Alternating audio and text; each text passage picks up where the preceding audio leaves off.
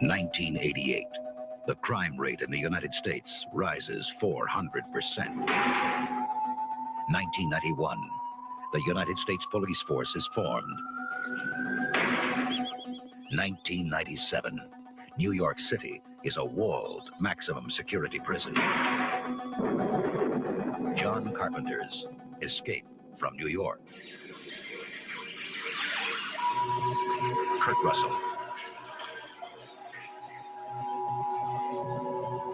Lee Van Cleef. Ernest Borgnine. Donald Pleasance. Isaac Hayes. Susan Hubley. Harry Dean Stanton as Brain. And Adrienne Barbeau as Maggie.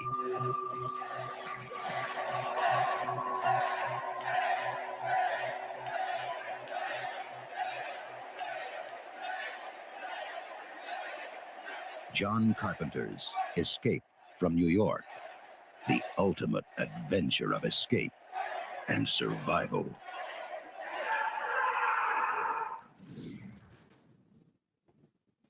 And that is the trailer for one of John Carpenter's, I truly say, greatest films he's ever made. Escape from New York is a 1981 action film starring Kurt Russell as the particularly strong anti-hero Snake Plisken, who has to travel into the prison known as New York City, where he has to locate the president and get the president back out of New York and do it in 24 hours. The way that this movie is set up is pretty much Kurt Russell, who plays Snake Plissken, is on death row, but the U.S. government needs him in order to go rescue the president, played by the late, great Donald Pleasance. And General Hawk, played by the late, great Lee Van Cleef, pretty much tells Snake, hey, we're willing to give you a full pardon if you go in and save our president from the Duke of New York, played by the late, great Isaac Hayes. Well, Snake pretty much blows this off at first and says, find yourself a new president. And Hawk says, hey, we got this pardon here for you, buddy. Maybe you want to take it. And eventually, Snake Plissken does decide that he's going to go and try and save the president by heading into the prison known as New York City.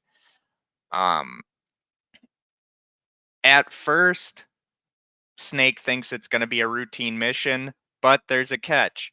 He has to save the president in 24 hours, or caplets that were put in Snake Plissken's neck are going to explode. And so he pretty much has to get in, find the president, get out, and make it back in time in order for these capsules to be, pretty much taken care of to where he doesn't die and his, arteries don't open up because, they blow up and then all that fun stuff. Well, John Carpenter, who had made a movie kind of like this earlier in the 70s called Assault on Precinct 13, makes a kind of love letter slash, I would say, kind of almost unofficial sequel with Escape from New York, in that Snake Plissken has to pretty much go against all the odds. Time, the Duke of New York, the crazies, the US government, and all that stuff in order to save the president, who, by the end of the movie, you find out doesn't give a shred of shit about the people that gave their lives to save him, and doesn't even care about Snake Plissken. Pretty much blows him off in the end of the movie. And Snake Plissken, when he takes when he eventually makes it into New York City, he lands on the World Trade Centers and says, hey, it's going to be hard to take off. Landing wasn't such a pain in the ass, but taking off will be. And that's just one of the many things that I love about this movie is that the story keeps you on the edge. And, Kurt Russell isn't alone in this movie, as some of the big names being Ernest Borgnine, who plays Cabby, again, Lee Van Cleef as Hawk, Donald Pleasance plays the president, Isaac Hayes is the main bad guy in this movie, playing the Duke. Season Hubley is a lady that's trapped in a restaurant late at night because the crazies are out. Harry Dean Stanton plays Harold the Brain. Adrienne Barbeau plays Maggie. Tom Atkinson's in this movie. Charles Cyphers, Joe Unger, Frank Doubleday, John Strobel, John Cothran, Garrett Bergfeld, Richard Costanello, Robert John Metcalf, and Joel Bennett. Also, believe it or not, there is facts on facts, Benji. How are you doing today, buddy? Believe it or not, the lady that does the narration at the beginning of the film and even does some of the announcements and alerts in this movie is played by none other, or well, it's actually the voice of Jamie Lee Curtis, who goes, I think, uncredited in this role because you don't see her, you just hear her voice. And for many years, people did not know that unless you truly knew what her voice sounded like. And it just goes to show you, John Carpenter, if you work well with him, he brings you into these movies. Just like with Charles Cyphers, he worked with him in many, many movies. Kurt Russell, um, and so many more. Yeah, that is true. But once Snake Plissken does get into New York, which is a fortress in this movie, you later see him make it to ground level. He, is looking for the president, but at the same time, the time is the clock is ticking. Like, he needs to find the president, get out, or all this stuff's gonna explode. And I think what really made this film so very well is you don't know how much time he has left until, like, you see him look at his watch every now and then, and you just know, like, he's probably thinking, God, hopefully I can find the president in this time, or I'm dead. So, I mean, this movie keeps you on the edge of your seat. And John Carpenter was well known and established as a director that could make a great movie. He does the music, the score for this film again, as he did with a lot of his films. Um, and of course, his name's in the beginning of the film. John Carpenter's Escape from New York. It was another thing that he demanded, that if it was a success, you knew why it was a success. If it was a failure, well, the name's on the front of it, so we know. Oh, it's really good. Like I said, it's kind of like a love child or sequel to Assault on Precinct 13, because it's a guy against odds that probably none of us could ever do. And Snake Plissken is not any ordinary guy. He's on death row. Even though he was a war hero and had served his country, he decided to go a different path. You don't really hear about it in the movie, but you find out that he decided to do a life of crime because he came disillusioned with how the government was and how everything was going, and he got caught. Well, when he's offered the pardon, it's almost like he doesn't care. He doesn't care that, the president is behind the fortress of New York City. He just doesn't care about the country at all. And so when he's finally talked into doing this, or decides on his own to do this, he goes all in. And I mean, when you meet Cabby, it's one of those things where Ernest Borgnine, great actor. I've never really seen him in a movie where he hasn't shined in the movie. He does an amazing job in this film. He doesn't overdo it.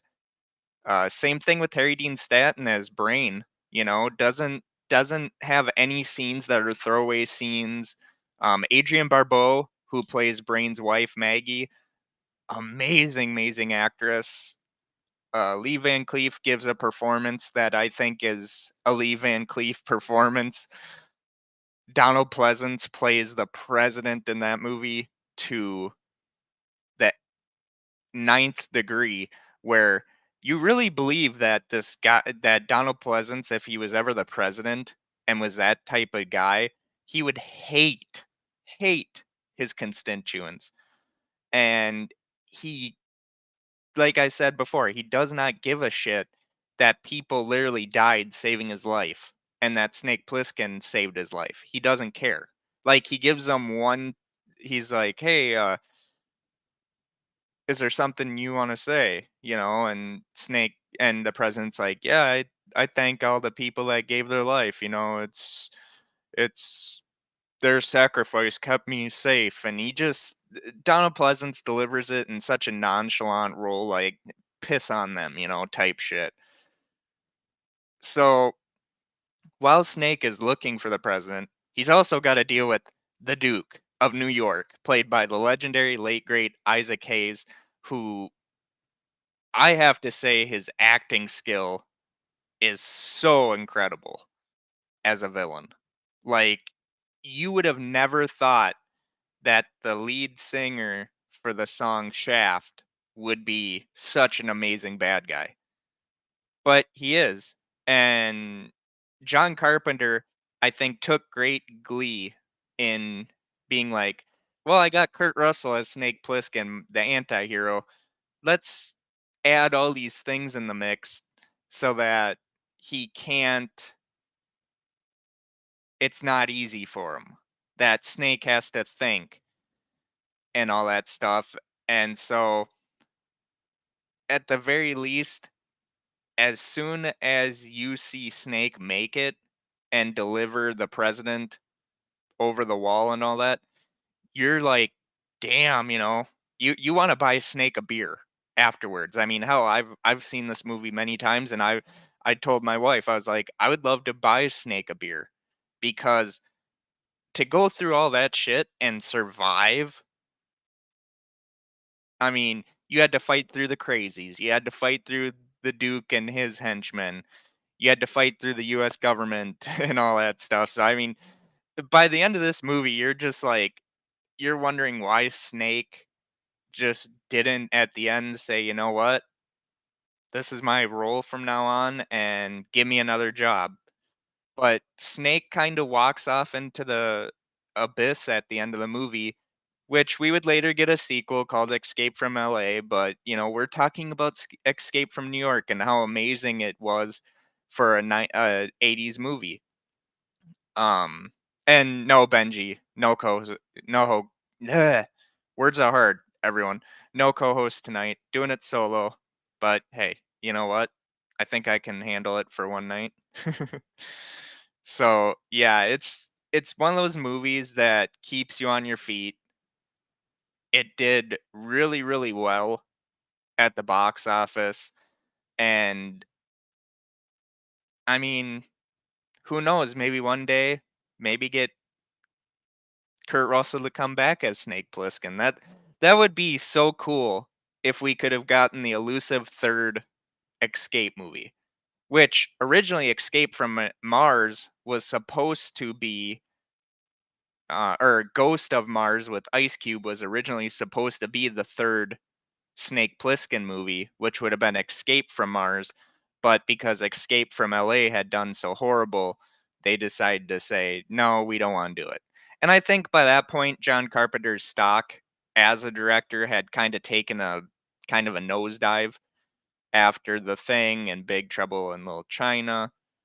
So it's no shock that after a while, John Carpenter kind of fell off with directing and not really wanting to direct the big Hollywood epics that was needed to keep his career afloat. He wanted to make his own movies, and that's why John Carpenter, and I'll say this until the day I die, is one of the greatest directors ever, because he could literally make a movie where New York is a maximum security prison, shelled off from the whole world by a big wall, mines in the water, and a rover and helicopters, choppers patrolling so that no one escapes.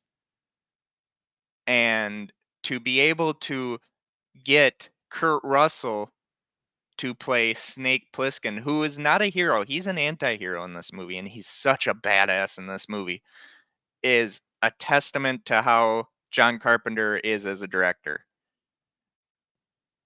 The one thing that I think I didn't really care for was that there is some throwaway scenes. Like at the beginning, you see that he's getting closer to the president. Well, we find out that it's a bum or a drunk who's got the president's life support watch on or whatever, and Plisken tells Hawk, like, hey, your president's dead, or is probably dead. But Hawk is just like, well, find him, make sure he's alive or dead. And so then Snake Plissken goes on his merry way and keeps fighting through New York until he later does find the president with help from Brain and Maggie and Cabby. But the president kind of gives away that Snake is killing one of the Duke's men, so that one of the Duke's other men is looking at the president and going, what are you looking at? Like, why are you so shocked about?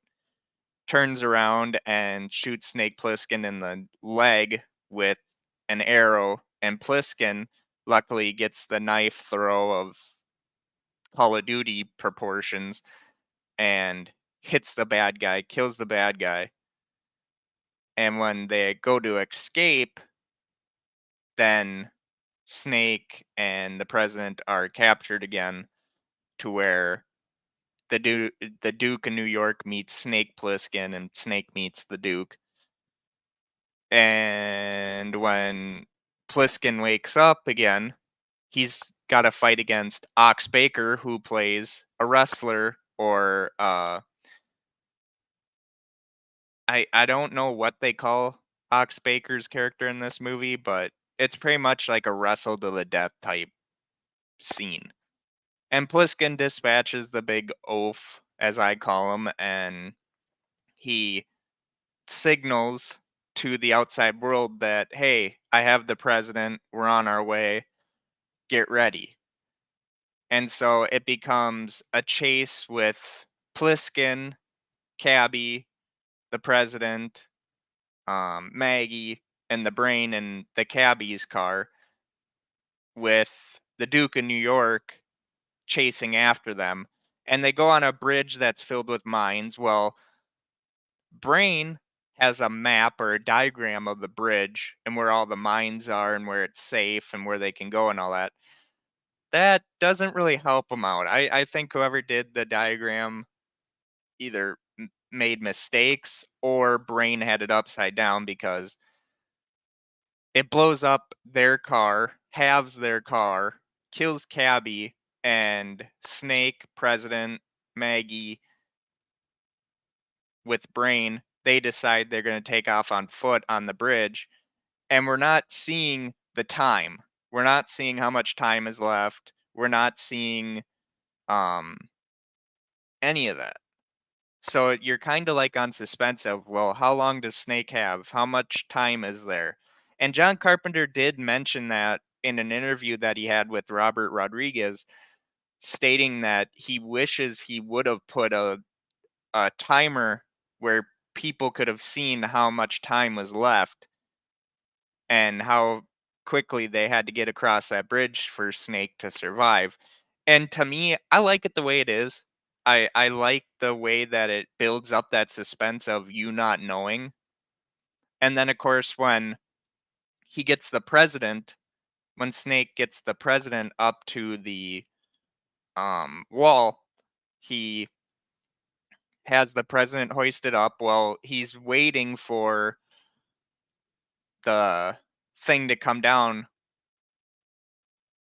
The Duke ends up showing up. Snake attacks him, and he tries to escape up the same way that the president did, while the president stops the crane from lifting Snake out right away and kills the Duke of New York.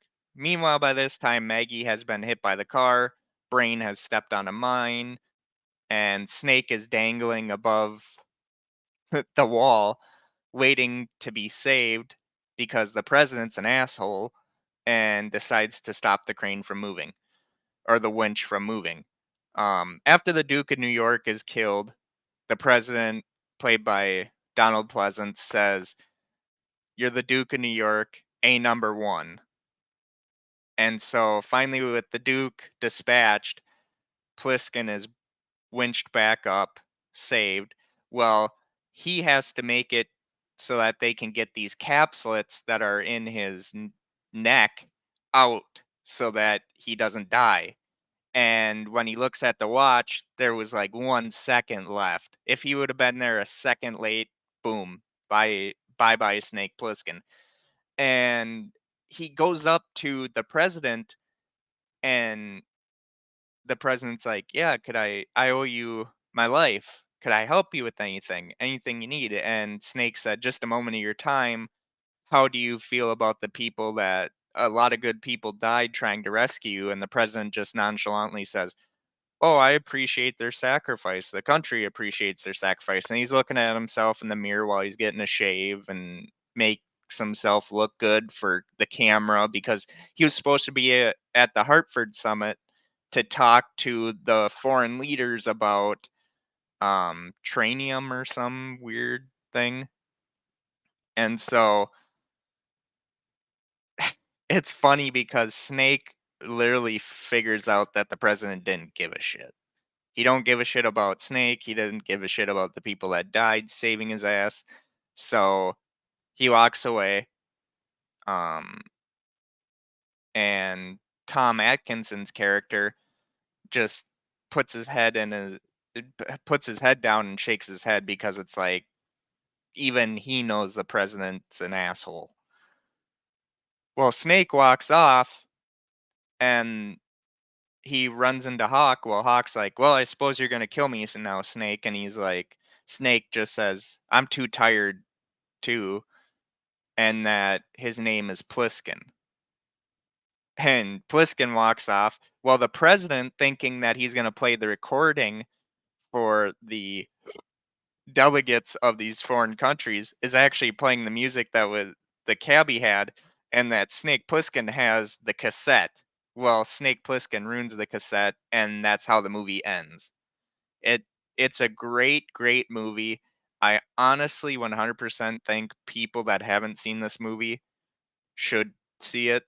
It's one of those movies that if you're a Kurt Russell fan or you're a John Carpenter fan, you're not going to be dissuaded by this movie. If I had to give it a ranking, ugh, if I was going to do a ranking out of 5, I'd give it probably a 4.5 out of 5. But if I was going to do it out of from 0 to 10, I'd give it a solid 8. There is parts of this movie where there are goofs, like when Plisken is trying to escape from the crazies and he shoots through the wall. You actually see his eye patch flip up. And in the book or the novelization, we find out that Snake still can see out of the eye that has the eye patch on it. It's just that it's so sensitive to light. That's why he has it over his eye. And there are also goofs and pretty good trivia in this movie. The tagline for the movie was, "The world's greatest leader is a hostage in the most dangerous place on earth. Now only the deadliest man alive can save him." Um, Kurt Russell has stated that this is his favorite of all his films, and Snake Plissken is his favorite of all his characters that he played. Some of the goofs were as I said, during the sequence where Snake is being chased by the crazies and is about to shoot an oval pattern in a wall so he can break through, his eye patch shifts enough to reveal a perfectly good eye. This is commonly regarded as a mistake, but it is not. The novelization of the movie explains that Snake still has his left eye, but he wears the patch due to a paralyzed iris, making it extremely sensitive to light. Um, and there's also an alternate version, which is a collector's edition laser disc during the director commentary that shows scenes that were cut of a high tech bank robbery, which would later lead to Snake's conviction and eventual prison sentencing to New York. And that's the movie in a nutshell. This is really a great movie. It was released in July 10th of 1981. The filming locations was actually the Fox Theater in St. Louis, Missouri, which was for Broadway's The Theatrical Relics. The production company was AVCO Embassy Production Pictures, International Film Investors, Goldcrest Film International. The budget was an estimated $6 million. Wow. And it grossed 25 million, where the worldwide was 25 million as well. So this movie did really well. Um, but yeah, I mean it's really really interesting to know that this movie kind of started really Kurt Russell's ascension to action star and one of the greatest action stars of the 80s. Granted, Snake Plissken wasn't, one of those Rambo types or Rocky types or anything like that, but you like Snake Plissken because he's a no nonsense guy. He doesn't take shit from anyone. And yeah, I mean that's pretty much the whole movie in a nutshell. And I if I would have had a co-host tonight, I'd probably talk a little bit more about the film. But I don't want to bore everyone, so it's streaming on the Nonsensical Network YouTube channel, my YouTube channel, and X. Unless you're talking about the movie, I think you can hold on one second. I have to look that one up. I think you can watch it on YouTube. I think. So where to watch? You can watch it on Sling TV free, Amazon Prime for free, YouTube. You need a Prime Time subscription, Fandango, Google Play, Apple TV, and YouTube Television. I, although it says on YouTube TV, it's not available on that device. So there is that. Yes, Jeff, I kind of figured that one out. Sorry. But yeah, that is the movie in a nutshell. I really do love the movie. I think it's a great John Carpenter film. I think it's a great Kurt Russell film. If you haven't seen it yet, go out of your way to watch it. You'll love the movie. It is kind of slow, but it does pick up pretty quickly as well. And if you have seen it, watch it again. I mean, this movie is such a great movie that honestly, I think most people don't give it enough credit. It's such a great movie What's up, buddy? that honestly, I think So most people. as you know the movie more than me. Yep. And 1 second, I need to disconnect my headphones and plug them back in. But Yeah, you're good. Or the movie. Yeah, I mean, like I said, this movie was ahead of its time. I honestly think that Kurt Russell is. What's up, Glick? Hey, Glick, how are you doing? Is one of the greatest action. Well, actually, you can't even consider Kurt Russell in this movie as a hero. He's an anti-hero, and I think that's what really built up the whole anti-hero mystique in movies. We would get that with other action stars at the time, with Sylvester Stallone with Rambo. Yeah, but Rambo was sought out to be that hero when they Yeah. put him in the situation. And I get what you're saying. I mean, don't get me wrong. I love Kurt Russell. Kurt Russell, he one of my favorite of his movies is Big Trouble in Little China. Yep. And now I have not seen Escape from New York. I've been meaning to watch it, but once again, that's why I asked in the comments where I see it streaming. But like I said, now I have seen clips, Yes. and like I said, I don't know the movie from Adam. However, the clip where he's playing basketball is this one or this LA? No, that's Escape from LA. Okay. And like I said, I haven't seen the movie, and if I would have realized I've been jumping up on here, I probably would have watched it. But but like I said, it's not necessarily my genre that I gravitate to, although it is. It's one of those things. I just haven't gotten around to seeing it, and as much as you and I are movie buffs, I probably should have seen it, and I probably would like it. Definitely. I mean, granted, I was born in the 90s, but this was one of my dad's favorite movies. Like, I was like 8 years old when he was like, Steven, I know I've shown you Halloween, I've shown you scary movies, but you know what? I want to show you this movie. And so it became a favorite movie of me and my dad. Because and I missed a few minutes because I got busy watching something else, waiting for you to start, and I was like, this is amazing and really interesting. But I definitely wanted to show up and at least support. I didn't realize you didn't have a co-host tonight, so I figured I'd come up and save you a little bit.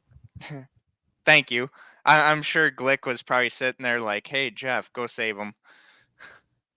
So, okay, yeah, run down the cast for me real quick. Shut up, Glick.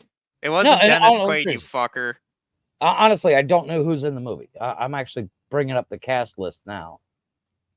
Yeah, I looked on IMDb.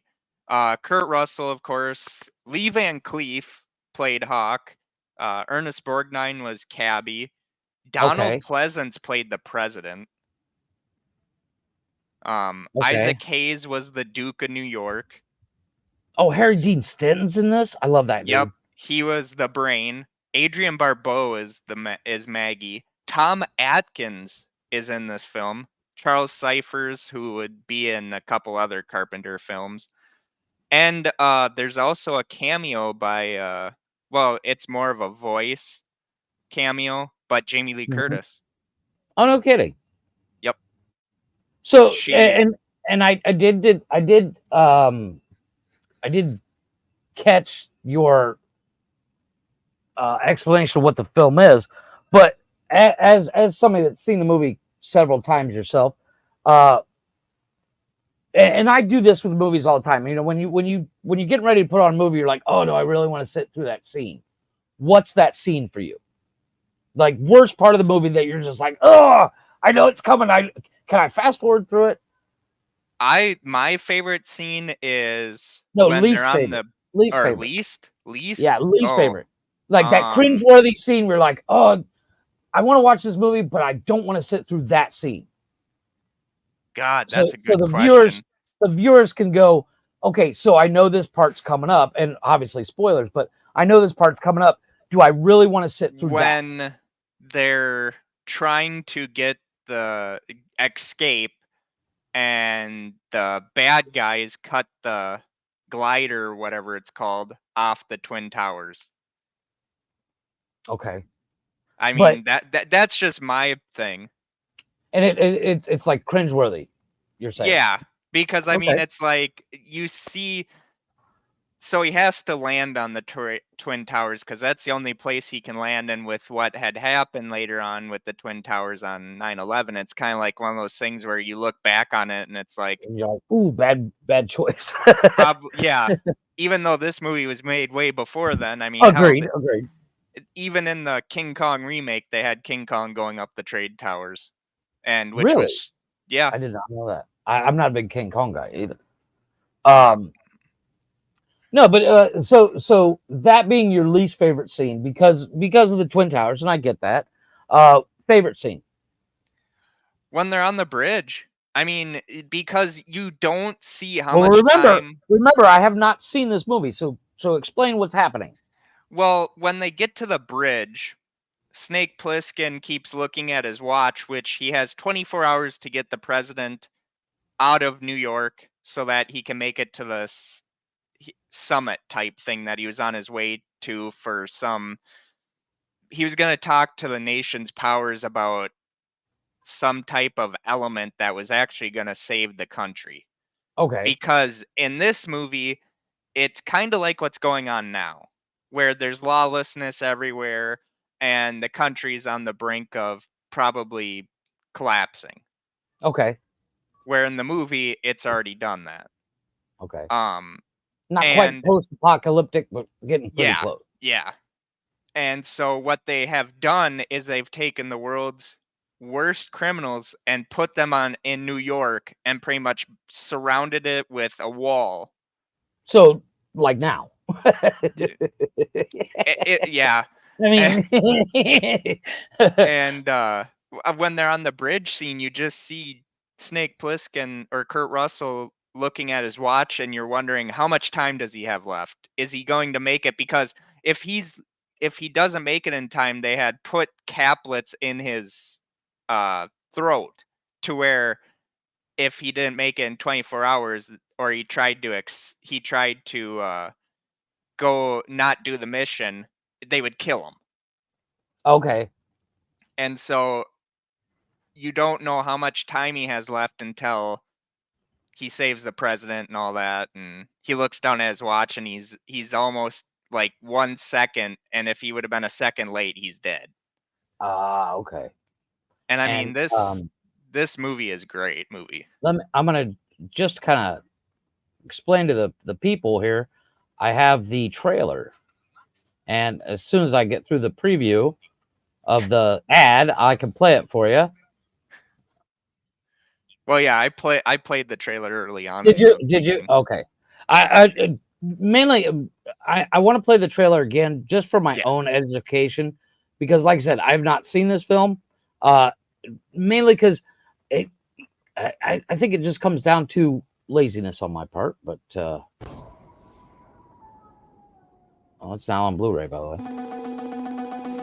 Well, this is Scream Factory, probably. 1988. The crime rate in the United States rises 400%. So like now. The United States Police Force is formed. 1997. New York City is a walled maximum security prison. John Carpenter's Escape from New York. Kurt Russell. The editing is just Jeff-worthy. Ernest Borgnine. Donald Pleasance. Isaac Hayes. Isaac Hayes, holy shit, man. He does a great performance in this. Harry Dean Stanton as Brain. I love Harry Dean Stanton. That guy's awesome. And Adrienne Barbeau as Maggie.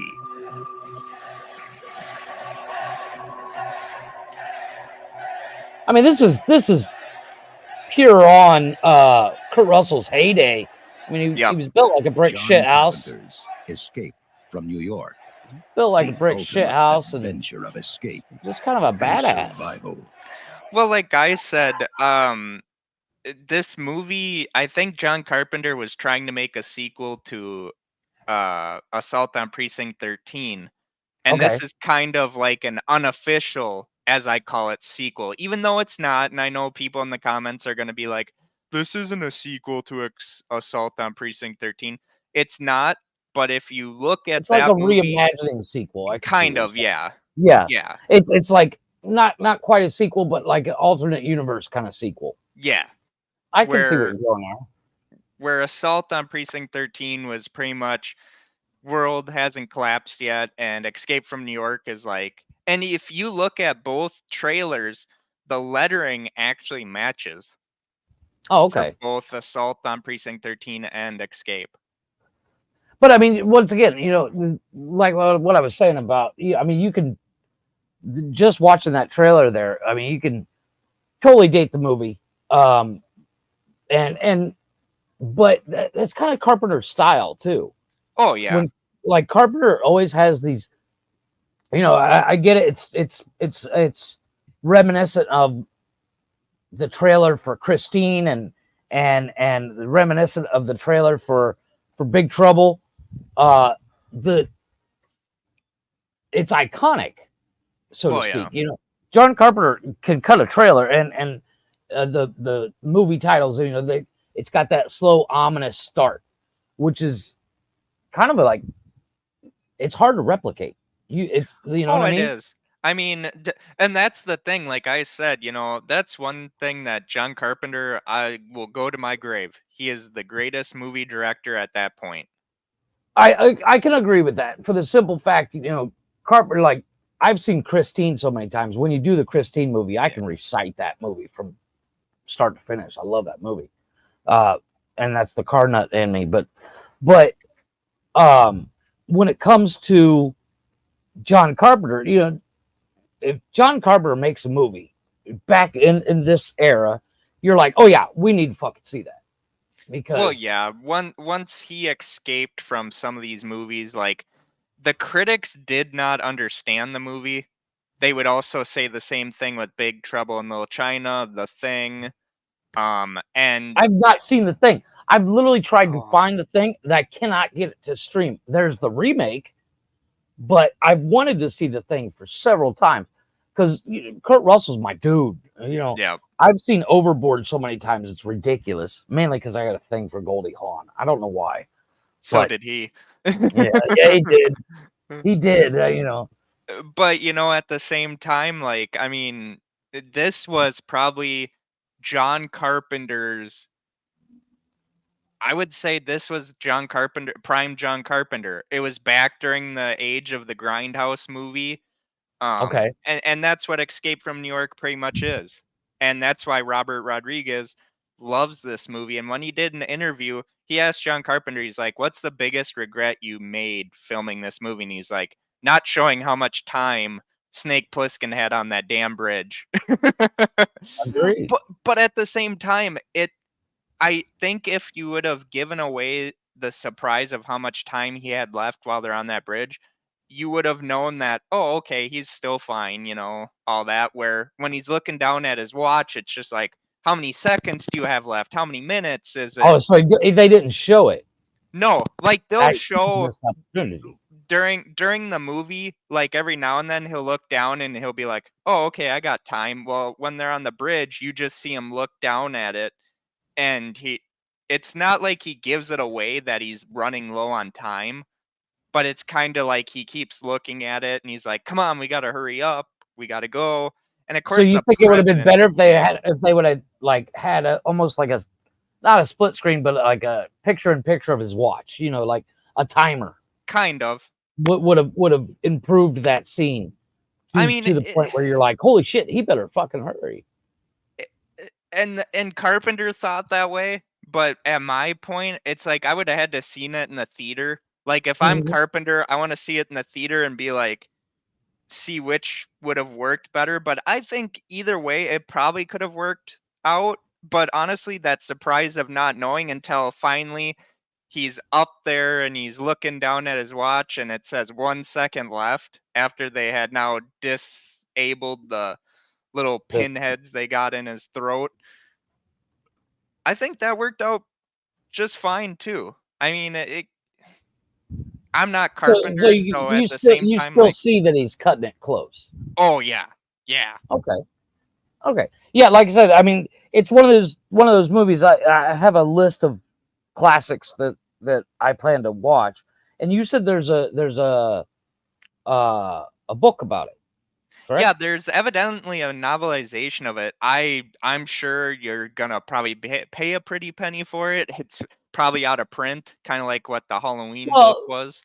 I bet you it could be even. I bet you if you search hard enough, you could maybe find like an audiobook version. You'd be surprised how many audiobook versions of authorized books that are based on, like the Fight Club movie. Yeah. That was originally a book, but I have the audio version of the book, and it's amazing. Oh yeah. I mean, but like I've said, if you haven't seen this movie yet, go watch it. It's such a great movie, and if you have seen it, continue to watch it because it doesn't get boring. It really doesn't. And it is slow a little bit, but it also, when it picks up and you want to pick up, it picks up. Because I mean, it's to that point where when he keeps looking down at his watch, you're kind of wondering superficially, like, is he gonna have enough time? Is he looking Is at it his gonna watch make and it? yeah, is he gonna make it? And that's why I love the movie. So he does. Spoiler alert: he does make it, by the way, Yeah, because they made the yeah. sequel. Now, the sequel. When it comes to the sequel, was that something that, because of the success of the movie, you said it was like what, $6 million budget, and made 25? That's insane. 50 worldwide if you look at U.S. and internationally. Was Well, that like an afterthought, or was that like as soon as they realized, oh, we got a cash cow here, let's make a so sequel? it depends on who you ask, because Carpenter has been known to say he's gone on record saying he hated making sequels. He hated making Halloween 2 because he didn't want to make it. He was forced to make it in order so that he could make the movie The Fog. But no, the only thing that really killed, I think, Escape from LA is that they waited too long. I think they made Okay, Escape from LA in like 90s. check it out here real quick. Yeah, 1996. So this movie was Yeah, 1981. wow, that's a huge They gap. waited 81 to 96. 15 years to make a sequel. And then Ghost of Mars with Ice Cube was actually I supposed to love that be movie. Escape from Mars. But because Oh, Escape really? from LA didn't do well, They changed the they name. changed it. Yeah. And I I mean, love John Escape Carpenter from Mars. directed that movie, but at the same time, I think what had really happened is that, one, you waited too long to make the sequel, and two, LA kind of didn't have the magic of what the first did. I can see that. I did see clips of LA, and it was just like, eh. But they do have Bruce Campbell in it in a cameo role, so. Once again, you can't go wrong with Campbell. Well, Campbell, it's so cool that John Carpenter got Bruce Campbell to be in a John Carpenter movie. I think that's. I mean, so if you were an aspiring actor, Carpenter would be your dream get. Like, I'm in a Oh, movie fuck directed yeah. by Carpenter. That'd be fucking insane. Of course. I mean, now when it comes to, if someone were to remake it, would you be up for it or down for it, or say fuck that? I'm not gonna do it? depends on who would do it. If you tell me that John Carpenter is coming back to direct, to do the score, to write the screenplay, I'm all for it. There was Tim at one fucking point, Burton. there was a point. There actually was talks of a remake where Gerard Butler was going to be a Snake Plisken, which I'm not mad at that. I I'm wasn't not mad at that. But then there was also rumors that The Rock was going to be in it, and to Oh, me, that would have killed it. yeah, it would have been Right. Well, another Doom movie. there's rumors that The Rock's doing Big Trouble in Little Big China. Trouble, and you want to talk about killing a franchise? I mean, Jesus, that movie's flawless. Well, exactly. You know, And I'll say this to people that are like, well, the critics hated it. Fuck the critics. I Yeah, mean, well- they hated Halloween when it first came out too. movie critics. Once again, it's like technically everybody's a critic. Yeah. Just because you like something, like Chris and I, we do not agree on horror movies. He's seen all of them. I've seen none of them. I don't. It's not my thing. Yeah. So critics, if you listen to critics, you're literally setting yourself up to fail, and you're going to miss something that's actually really good. Well, exactly. You know, is there things wrong with every movie? 100%. Even the three best the best trilogy on the planet, Back to the Future, has flaws in it. But critics, critics should say it was good or it was okay. That's it. That's the only thing they're allowed to say anymore. Because what was it? Rotten Tomatoes. There was a thing on Rotten Tomatoes that the audience loves it, but the critics hate it. Well, right there, that tells you critics are pointless at this point. Well, And, yeah.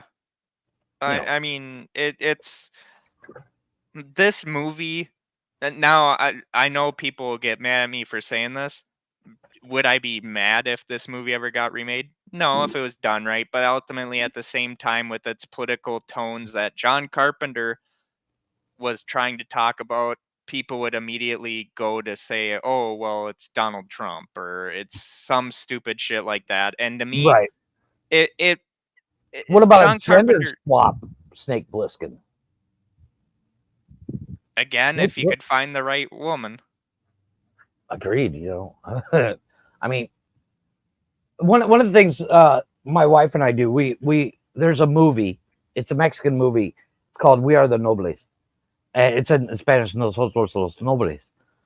And if I could make it into a English version, we literally will sit here and watch the movies. Like, who would play that role? Who would that role? So if you were to gender swap Kurt Russell in this movie and make it today, who's your dream cast for Kurt Russell? And John Carpenter is going to film. John Carpenter is going to direct, do all the stuff. I mean, it's going to be not quite a shot-for-shot remake. There's going to be some changes, but you got to gender swap it. Who is it? God, could anyone really pull off? Because, I mean, Kurt Russell is jacked in this movie. Well, I mean, you could. Oh, I mean, he wasn't jacked, but I mean, he wasn't. He was stat. He was for Kurt Russell. He was in shape. He was in shape. Gina Carano, if she could act, she'd be good at it. I could see her doing it. Like, you could do Gina Carano. You could do what's the chick from the Hunger Games? She might be able to pull it off. Oh, Jennifer Lawrence. Jennifer Lawrence. I mean, if you kept the same undertones, you kept the movie, as, and like I said, I have no frame of reference, but if you like, the dialogue was basically the same, slightly updated, but basically the same, and redid it that way, then you could get a decent, I mean, you don't want to put like somebody like Michelle Rodriguez in or anything like that, because but I mean, you probably could.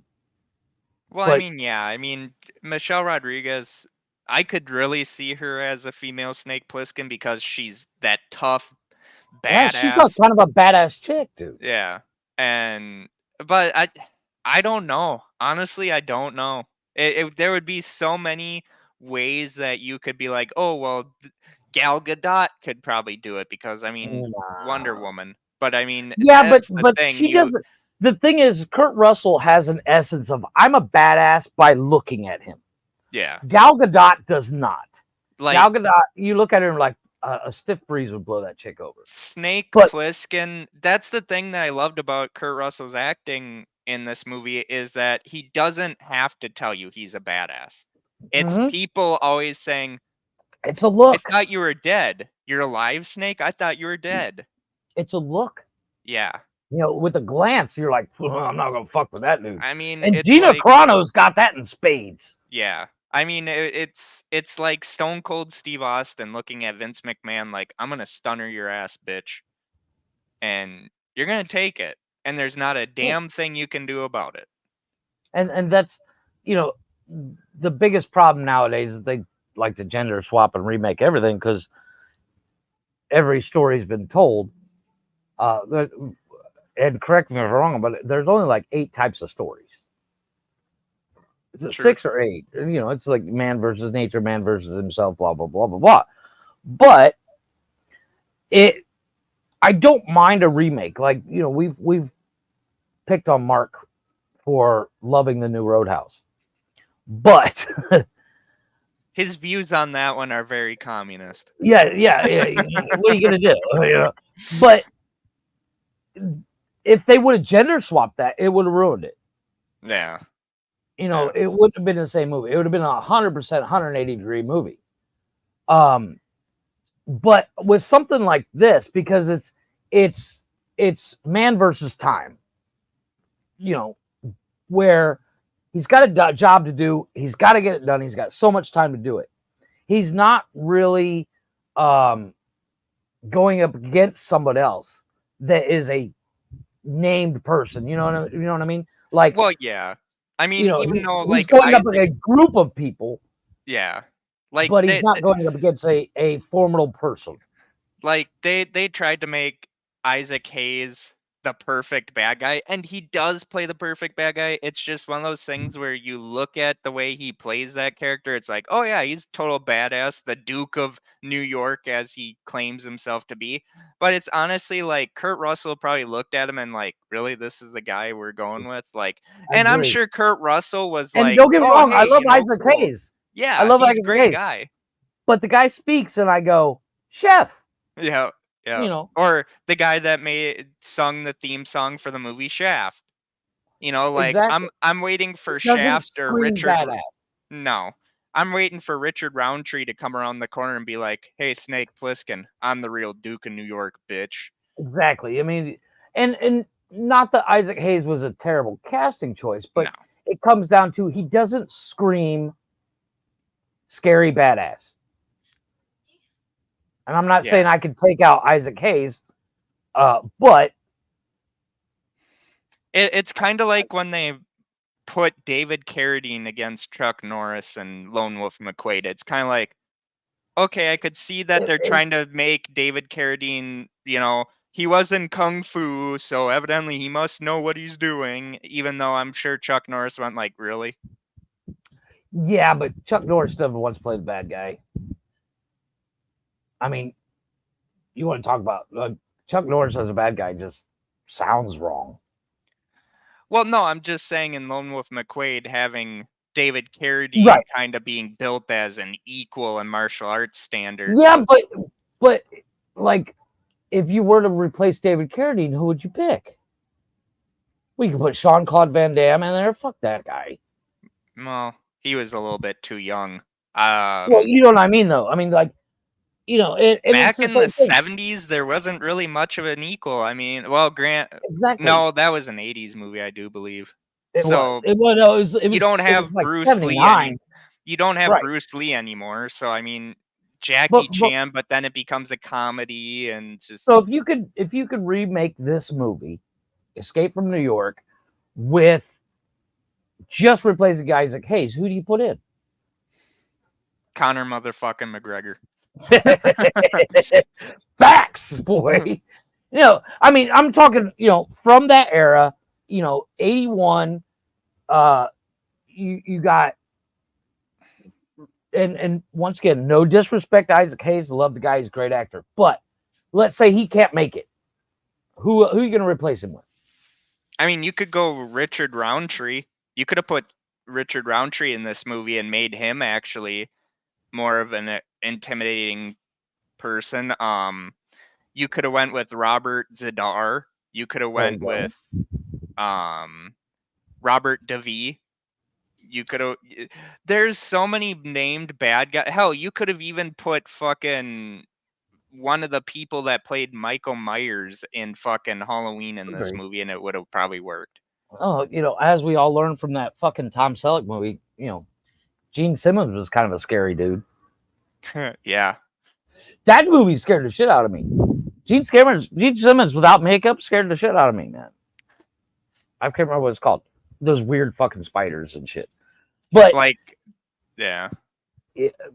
So if you were recasting this movie in 81, you got everybody, would you keep Isaac Hayes or would you get rid of him?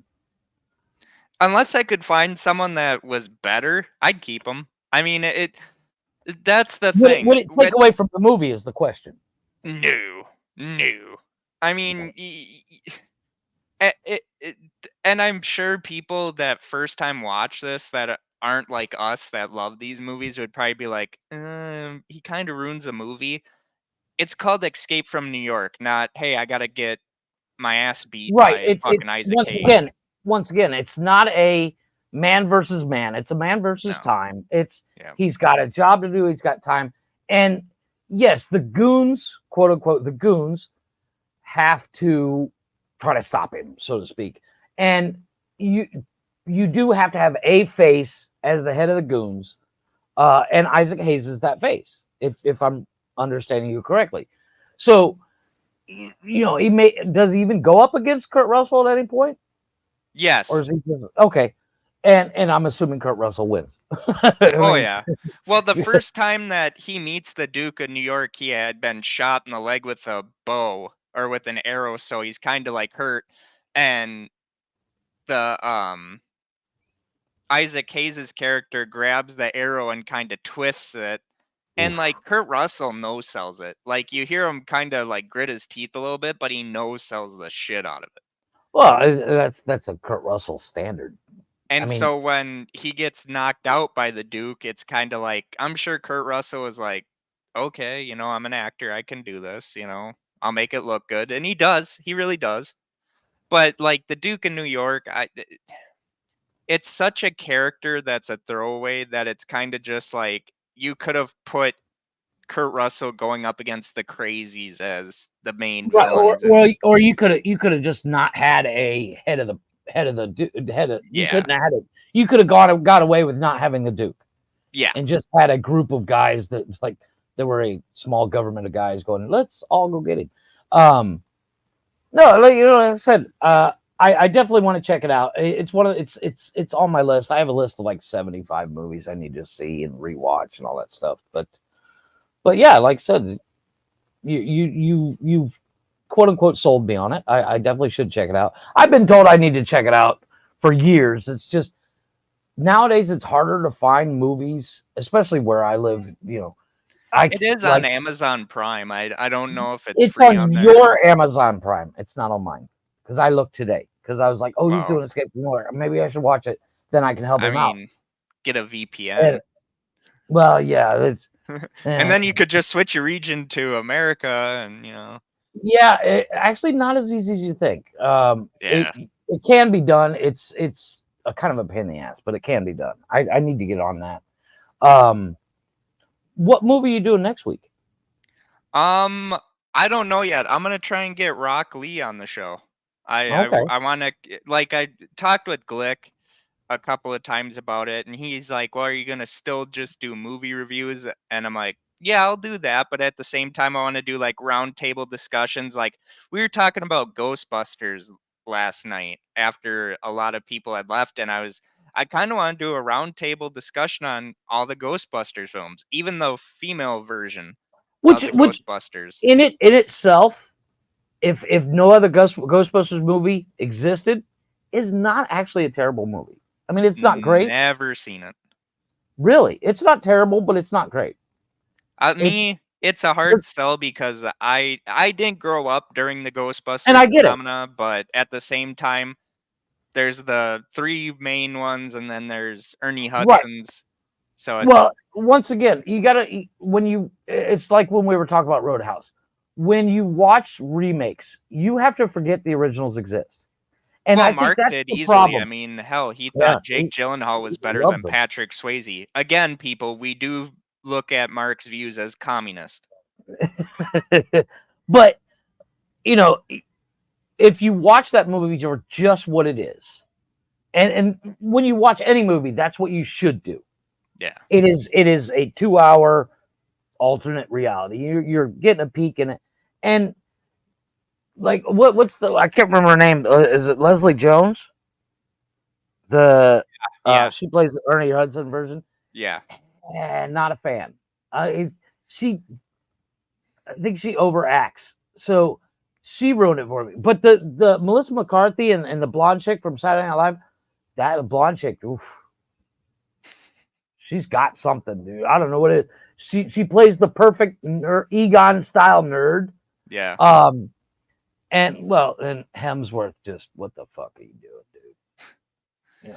But I digress. So what are you going to be talking with Rock Lee about? I want to do an interview. I had talked with Glick about this and all that. I said, I want to get back into doing interviews because Okay. I had so much fun with when I had Sandy Johnson, who played Judith Myers, Michael Myers' first kill in Halloween. Okay. Tommy McLaughlin, who is the director of Friday the 13th Part 6, and I love talking with him because after Halloween, after Friday the 13th Part 5, Jason Lives, he had to bring Jason back because in Part 5 it's a copycat. Okay. And so once again, another genre I have no idea about. I saw the first one and I was like, really? This is what everybody's freaking out about? well, it's just a copycat of what Halloween. Yeah. In a way. I mean, I watched is it Halloween that I watched? Was it Jamie Lee Curtis? Yeah. Yeah, okay. Yeah, I was and White and mask guy, they call him the boogeyman, Michael Myers. Yeah, I wasn't really impressed. And that doctor should be shot because fuck that dude. He let the guy out. It's all his fault. He really didn't let the guy out. He did. He didn't. He didn't try to stop him either. Well, he didn't try to stop him. He was like, "Oh, so he's out." What are you gonna do? He told people that he was dangerous, and the people that were in charge didn't want to listen. Yeah, well, but it was blamed on him because he was the doctor. And me and my wife make a joke about this because she never knew about this movie until, God, when we first started dating, I showed it to her, and she's like, "Oh, so Donald Pleasance, they were okay that he was a shitty doctor in Halloween, and they allowed him to be president of the United States." I'm like, well, at this point, he allowed him and Michael Myers came to an agreement. They decided they'd sign an NDA. He wouldn't talk about each other, and Donald Pleasance became the president. Michael Myers became the Duke of New York. No. No, but like I said, I realized this morning I did a show every day this week, so I was like, I can't let Steven down. I got to show up. But like I said, I'd love to do an episode with you about some of the movies that I like. Tango and Cash, that one, I love that movie. Let's go. I would love to talk about that one because the truck they drive in that, it's so badass. Everybody calls it a Chevy Lumina, but it's not. It's a Silverado. Yeah. It's just got a Lumina windshield, and other parts. It's actually a Suburban, but whatever. But and then of course, when it comes to Carpenter films, I've seen Big Trouble so many times, and you want to talk about that's where you fall in love with Kurt Russell because he plays the bumbling idiot that's just kind of along for the ride. But it's kind of like the best of times with him and Robin Williams. Yeah, oh my God, I forgot about that movie. I love it, and that asshole was me. But and then you got like you did. I still haven't finished it. I was watching it today, and then I had to go cook. But you guys did Porky's last week, and it's been so long since I've seen that fucking movie that I was like, Yeah, we did the job to Kim Cattrall a lot in that one. Oh my God, you guys are like obsessed. Like, I need to call Kim Cattrall, make sure she's okay. You might want to call Adrienne Barbeau and be like, "Hey, what was John Carpenter thinking? Because you are dynamite." But like I said, But then Jamie Lee Curtis also does something to me too. I don't know. I don't get that feel. I honestly don't. And it's nothing against you guys. It's nothing against her in True Crime was or True Lies was like. Oh, okay. Now that I'm like in the dance scene, I was like, yeah, okay, Jamie Lee Curtis can get it, but that's about it. Well, she hated the horror genre, and she's only back into it now because the money's still there. Well, yeah, I mean, the money's always going to be there. But like, I don't know. yeah. I mean, I'm always down to talk more about what movies you'd want to talk about. I'm always down with that. And like I told Glick, I'd love to have him on the show. I gotta plan my 5-year fucking anniversary of doing this shit. And Yeah. I told Mark, I'm like, I'm gonna need some fucking help because it's like I wanted to make it a big deal, but at the same time, like with me, it's like me making shit a big deal. I probably would go a little bit too overboard and then crap No, the bed. I mean, when you think about it, doing like even when nonsense was nonsense had its third year, we didn't think we would last 3 months because Chris didn't think I would last 3 weeks because of the simple fact I'm kind of when we got started, I'm kind of the guy that's like, yeah, I'm in until you find somebody else because I don't want to do this forever. But and we even talked about it on Monday. It's kind of like especially lately, it's kind of my outlet, which is why I've done. Oh, definitely. And like we were shocked on that you showed up on Monday, but like I told Glick, I said that was so cool seeing Jeff show up, well, and be able to talk. Well, that was cool. I'm the least likely to talk about my feelings. Yeah. But it's one of those things where it's like the past couple weeks I've been going through it and things are looking better, but not a whole lot. It's like it's not a day-to-day change on some of the things I'm going through, but it will. But it's piddly stupid shit. It's it always is. It always is. It is what it is. But unfortunately, I do have to run. I wanted to pop in, give you a hand here real quick. I do have to run. I have my kids yelling at me about something to eat, so I gotta cook. All right, and I'm gonna cut it here. Go check out the Nonsensical Nonsense Network or the Nonsensical Network at. Gotta get the thing. I got it here. It's right. Ooh, well, oh shit. There it is. bio.link/the nonsensical network. Wow. Where you will find not only this show, but on Monday there is a men's mental health called Men Caring for Men, hosted by Glick, the human Sasquatch machine, as we later call him. Tuesdays is Jeff's Garage, where hopefully we'll get another banger episode by Jeff. The very first episode I was shocked to be a part of. If you're up for it, I got a game we're gonna be playing. It's my version of Smash or Pass, but we're calling it Crush or Keep It. Crush it or keep it. And I have some pictures that I'm gonna show you guys, and decide if we're gonna keep or crush, if it's good customization or anything like that. But yeah. I'd love to jump in. Wednesdays is the flagship show, which is now called the Nonsensical News Show. Thursday we take a break. We allow Mark and Brian of Talking Shit, that's SHTTT, where they do interviews, and great show. Go check them out.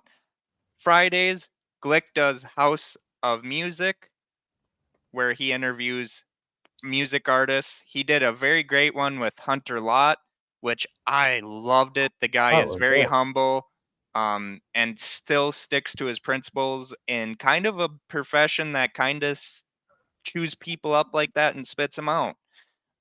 Saturday we come back again for kind of a no holds barred, the Nonsensical Nonsense open door challenge, where we drop elbows like Macho Man Randy Savage on Hulk Hogan. And then Sundays, fuck you, Jeff. And then Sundays, you come back and you get to hear me ramble about whatever movie or whatever I'm doing. And if you're also looking for my social medias, head over to Linktree/the Gervais Podcast. You'll find all my social medias. But please check us out. We are building up this network, and we're hoping to make it bigger than some other networks out there, because let's be honest, they can't handle our stuff anyway. So I'm Steven Gervais. That's Jeff. We will see you all next time. Bye.